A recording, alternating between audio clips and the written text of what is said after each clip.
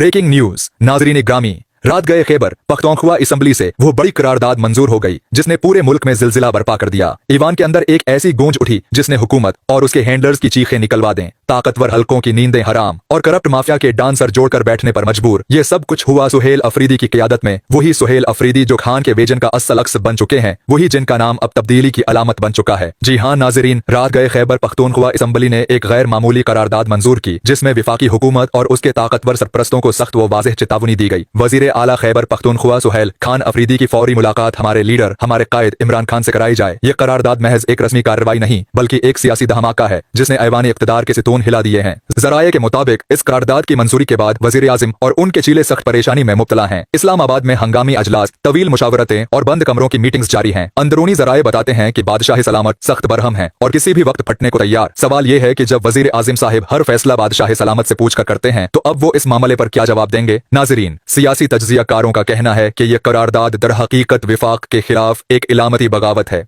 एक इशारा कि खैबर पख्तूनख्वा अब अपने आईनी अख्तियारात के लिए खड़ा हो चुका है। सुहेल अफरीदी ने एक मर्तबा फिर साबित कर दिया है कि वो खान के नजरिए पर पहरा देने के लिए तैयार हैं, चाहे सामने कोई भी ताकत क्यों ना हो। इसी दौरान मुल्क के दूसरे सूबों में भी हालात तेजी से बदल रहे हैं। ज़राए के मुताबिक पंजाब हुकूमत और एस्टेब्लिशमेंट के दरमियान फासले बढ़ने लगे हैं। पंजाब हुकूमत के मुतनाज़ इक़दामात, खास तौर पर अवाम पर ताकत के बेदरीग इस्तेमाल पर अस्करी क़ियादत ने लाताल्लुकी का ऐलान कर दिया है। उधर विफाकी हुकूमत की मुश्किलात में मजीद इजाफा। अब सवाल यह है कि अगर पंजाब, विफाक और एस्टेब्लिशमेंट एक पेज पर नहीं तो मुल्क का सियासी नक्शा किस सिमत जाएगा। नाजरीन, ये लम्हा गैर मामूली है। ताकत का तवाजुन बदलता महसूस हो रहा है और सुहेल अफरीदी का किरदार इस सारी तब्दीली में मरकजी बनता जा रहा है। उनकी क़ियादत में केपी असम्बली ने एक बार फिर पैगाम दिया है कि वफादारी अवाम के साथ है, बादशाहत के साथ नहीं। अब सबकी नजरें इस्लामाबाद पर हैं। क्या विफाकी हुकूमत बातचीत के दरवाजे खोलेगी या तसादुम का रास्ता इख्तियार करेगी? क्या ये करारदाद आईनी जदोजहद का नया आगाज है या सियासी तूफान का पेश खीमा? ब्रेकिंग न्यूज नाजरीन गिरामी, सुहेल अफरीदी और उसकी टीम ने इंतहाई बर्क रफ्तारी का मुजाहिरा करते हुए खैबर पख्तूनख्वा पुलिस को आज दहशतगर्दी से निमटने के लिए जदीद हथियार और साज और सामान फराहम कर दिया गया। जिस तेजी और चाबक दस्ती का मुजाहिरा किया गया उसके लिए सुहेल अफरीदी लायक तहसीन है। विफाक की जानिब से भेजी गई सेकंड हैंड और नाकारा गाड़ियों को वापस मोहसिन नकवी के मना पर मारकर नई गाड़ियों के लिए बजट जारी किया और के पीके के फंड से गाड़ियां खरीद कर पुलिस के हवाले कर दी गईं। जैसा कि आप वीडियो में देख रहे हैं, सिर्फ जदीद बख्तरबंद गाड़ियां नहीं बल्कि जदीद वेपन्स भी मुहैया किए गए हैं और खैबर पख्तूनख्वा पुलिस को जदीद तरीन आलात और गाड़ियों से मुसल्लह करके मुआशरे के बदबूदार किरदारों से निपटने के लिए तैयार किया जा रहा है। जो साज और सामान पुलिस को फराहम किया गया है उसमें बख्तरबंद गाड़ियां, इजाफी असलहा और गोला बारूद, स्नाइपर राइफलें, बुलेट प्रूफ जैकेटें, बुलेट प्रूफ जीपें और टोयोटा फॉर्च्यूनर्स शामिल हैं। कुल 105 गाड़ियां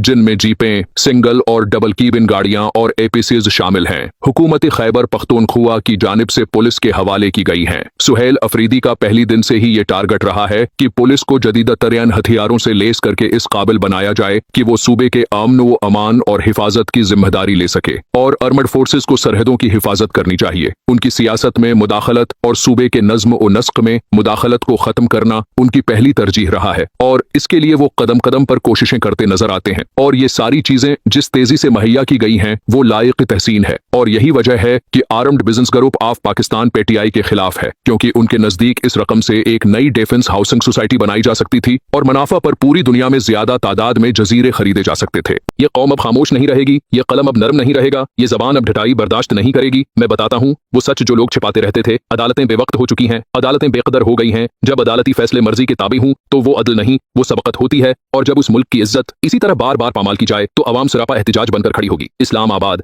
हाई कोर्ट के जजों ने हुक्म दिया मुलाकातें कराई जाएं और एक ऑफिशियल ने कह दिया एएसओपी के मुताबिक सब ठीक है, मगर फिर मुलाकातें नहीं हुई। ये सिर्फ एक वाकया नहीं, ये एक निशानी है कि आज निजाम के अंदर कुन खामियां हैं, हमें बता दी गई हैं। सुहेल अफरीदी और सलमान राजा ने अदालत के हिदायत के बावजूद मिलने न दिए जाने का नुहा पढ़ा और कहा कि कानून का रास्ता बंद किया गया है तो फिर अवाम रास्ता अख्तियार करेगी। ये वही रास्ता है जो कभी सड़क से गुजरता है और कभी अदालत के दरवाजे खटखटाता है, मगर जब दरवाजे बंद होंगे तो लोग दरवाजे के सामने जमा होकर अपनी सदा उठाएंगे। देख लो, वो नैरेटिव जो बनाया जा रहा है वो जालिम का बयानिया नहीं, वो मजलूम का सच है, वो सच जो दिलों को झंझोड़ता है। मिलने की हुदूद में जुल्म है और ये जुल्म इसी वक्त असर छोड़ता है जब दुनिया देखती है और खामोश रहती है। ऐसा नहीं होता कि बीन अल-अक़वामी उदारे हर बार दुख दिखाएं। जब उस हुकूमत को बैरूनी पश्तपनाही मिलती है तो अंदेशा बढ़ता है कि इंसाफ का पैमाना मर न जाए। मईशत टूट चुकी है, बेरोजगारी सिर चढ़कर बोल रही है और लोग मजबूर हैं कि सवाल उठाएं। उन सवालों का जवाब सरकारी प्रोपेगेंडा से नहीं मिलता। जहां मीडिया हाथ बदलकर खबर चलाता है वहां आवाम का दर्द दब जाता है, मगर हर रिपोर्टर बीचा नहीं जाता। कुछ अब भी सच लिखते हैं और उनके कलम को दबाया जा रहा है। नीब के अजीम इल्शान अमारात और उनके भारी अखराजात का क्या फायदा आवाम को नहीं मिल रहा। इदारे अपने आप को जवाबदा करें या अपने दरवाजे आवाम के लिए खोल दें। अदालतें अगर अपने फैसलों पर अमल नहीं करा सकते तो बताएं आवाम को कि इंसाफ कहां मिलेगा, क्योंकि जब इंसाफ का रास्ता बंद होगा तो इंसाफ के चने हुए लोग सड़कों पर फैसला सुनाएंगे। सहील आफरीदी का ऐलान है कि वो अदालतों में कोशिश करके रास्ता न मिलने पर सड़कों पर जाएंगे। जलसे होंगे, जरगे होंगे और लोग बाहर आएंगे। ये वो लम्हा है जब नाम न सुनना पसंद करने वाले भी नाम सुनेंगे और खौफ की फजा को तोड़ देंगे। सियासी पार्टियां अपनी जिम्मेदारियों से बरी नहीं हैं। तारीख के हिसाब किताब में उनसे पूछा जाएगा कि उन्होंने कब खामोशी अख्तियार की और कब इज्जतों को मजरूह किया। राना सुनोला की धमकियां खतरनाक हैं और ऐसी जबानें आइंदा मजीद खूनरेज नताइज दे सकती हैं। जब बंदूक और धमकी एक नए मामूल बन जाएं तो माशरा खुद गवाह होगा कि किसने अमन बर्बाद किया। इसलिए आज अख्तिताम यही है कि हर साहब तमद्दुन जब इंसाफ देखेगा तो खामोश नहीं रहेगा।